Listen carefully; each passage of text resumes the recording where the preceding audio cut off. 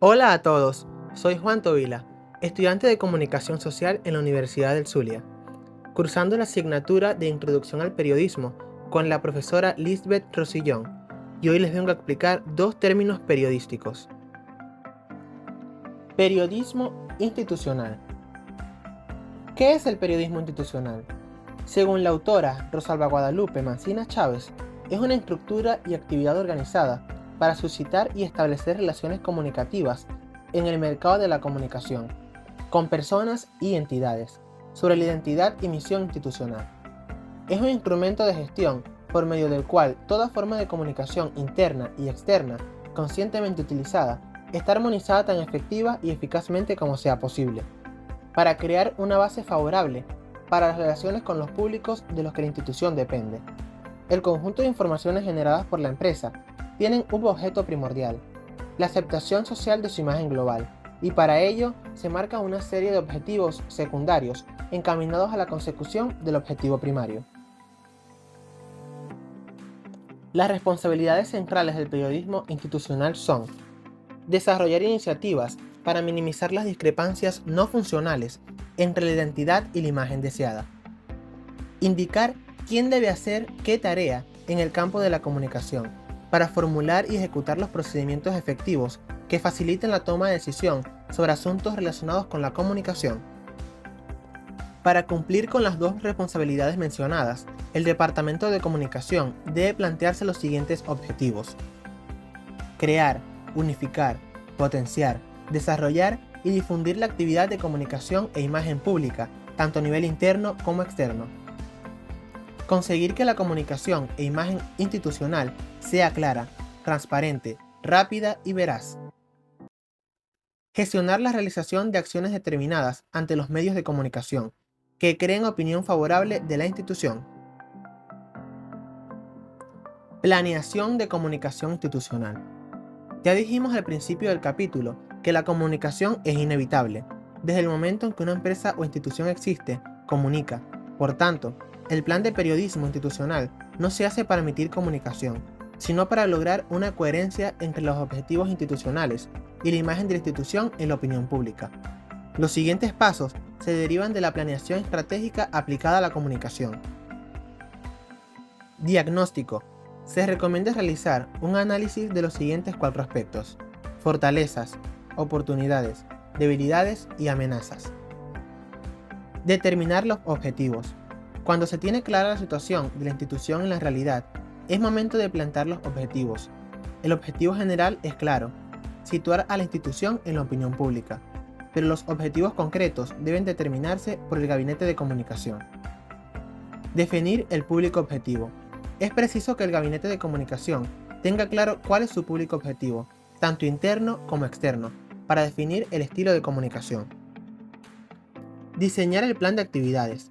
Aunque algunos gabinetes cometen el error de arrancar sin un plan de actividades y actúan sobre la marcha, reaccionando al diario acontecer, es conveniente considerar el calendario de la institución y realizar un plan anual de actividades, que luego se puede desglosar en planes mensuales, que a su vez se van concretando en planes semanales y finalmente se concretan en el plan diario. Evaluación y seguimiento.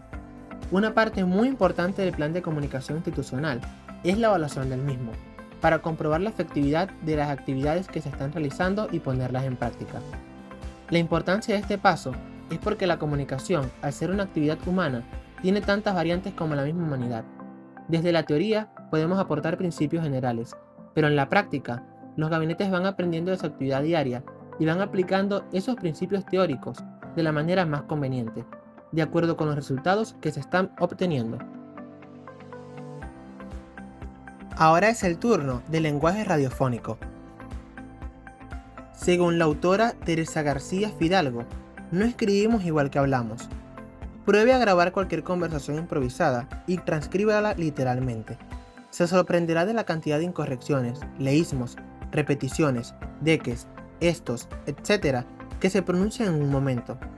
El lenguaje radiofónico, por ser la palabra su esencia, ha de cuidar mucho estos detalles y adaptar el lenguaje a la característica primordial de la radio.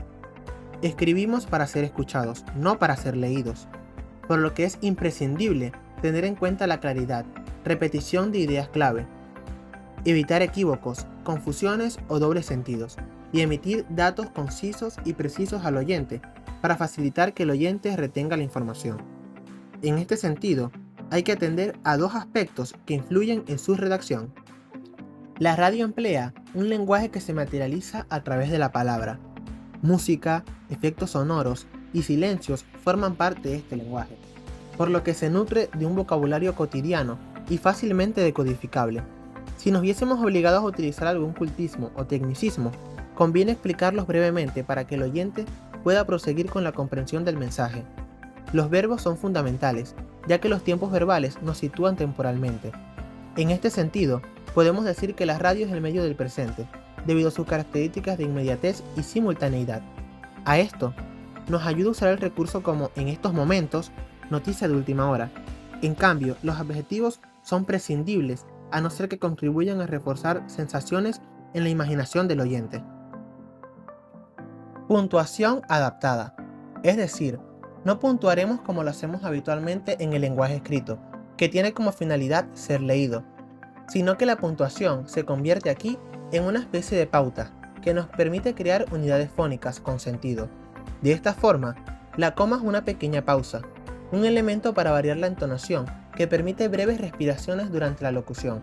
Por su parte, el punto señala que una unidad fónica se ha completado. Si el punto es punto seguido, lo entenderemos como final de frase. Si es el final de un párrafo, indica una pausa un poco mayor. Esto nos permitirá renovar el aire necesario para continuar sin esfuerzo con la locución. Los dos puntos, el punto y coma, y los demás signos de puntuación solo tendrán valor si el locutor les concede algún tipo de simbolismo personal, es decir, no tienen equivalentes sonoros. Pero no olvidemos que estamos hablando de un mensaje en forma de sonido, donde influye poderosamente la técnica. La técnica también lo determina, y en cierta forma, le dota significado. Según Vicente Mateos, el mensaje radiofónico debe cumplir unos principios comunicativos para que llegue con total eficacia al oyente. Estos son audibilidad de los sonidos, comprensión de los contenidos y creación de un contexto dado. Elementos del lenguaje radiofónico. La palabra. Dentro del pensamiento humano, la palabra constituye el instrumento habitual de comunicación. Es la transmisión del lenguaje que permite la comunicación social y por tanto la socialización. La palabra en la radio es voz que debemos adecuar tanto en el proceso previo de escritura como a la hora de hablar al oído humano receptor que no nos ve y que es el oyente. La voz del locutor se convierte en una especie de retrato sonoro que oímos. Para ello, se hace imprescindible que la voz sea clara, que la palabra esté bien pronunciada, que controlemos los diferentes tonos, que nos permiten transmitir unos u otros estados ante la información, que hagamos uso oportuno de la intensidad de la voz, porque ello permite que el timbre de la voz se convierta en un elemento importante a la hora de imaginar y asociar dicha voz a una serie de características que no podemos ver pero que representamos mentalmente. La música. Aunque hay emisoras donde la música es la gran protagonista, cierto es que la música ocupa el segundo lugar tras la palabra, ya que tiene el poder de facilitar una gran multiplicidad de sensaciones. La música está presente en todo tipo de programas de forma absoluta. Está por crear el espacio radiofónico sin música y que cumpla las funciones de información, formación, orientación y entretenimiento. La música en la radio cumple las diferentes funciones. Puede ser música descriptiva, que cumple la función de evocar tiempo y lugares de cualquier época histórica. La música puede ser también expresiva, es decir, tiene la capacidad de crear ambientes emocionales, estados de conciencia, predisposición a un género y otro. La música ambiental es esa música de fondo que nos sitúa permanentemente en un contexto mental casi sin darnos cuenta.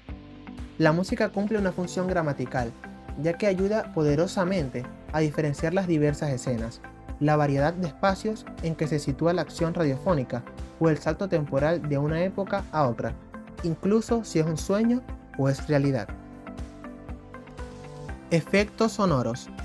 Es el conjunto de sonidos naturales o artificiales que sustituyen a la realidad para definir un contexto o paisaje, para visualizar un ambiente o espacio temporal concreto. Los efectos sonoros cumplen también una serie de funciones. Función ambiental. Es la que proporciona un espacio visual, es decir, Localiza la acción y contribuye a hacer más o menos creíble lo que allí sucede. Función expresiva. Es la que nos coloca en un determinado estado de ánimo. Si oímos lluvia, nos sitúa en un estado de nostalgia, de apuro incluso. Función estética. Porque enriquece un momento concreto, por ejemplo, el suave trino de un pájaro dentro de una casa para dar sensación de hogar. El silencio. Aunque resulte paradójico, el silencio tiene una fuerza comunicativa rotunda. El silencio es una pausa intencionada, capaz de narrar, expresar, describir, gracias a su ubicación entre los elementos que van antes y después de él. Los planos sonoros.